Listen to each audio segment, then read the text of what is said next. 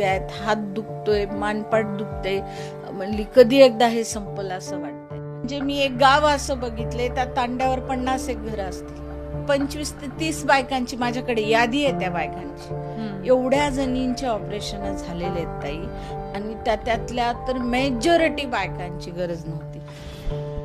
सकाळ 4लाच उठायचं, स्वयंपाक करायचा, धुणं धुवायचं, पाणी आणायचं कुठून बी. तिथं बी एका वस्तीवर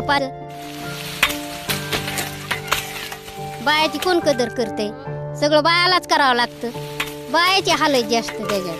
काय हाल होतं? काय आता गुडघे दुखते, कंबर दुखते, आणि ती फळीवर यांगतानी लकलक जीव करतो ना बायाचा.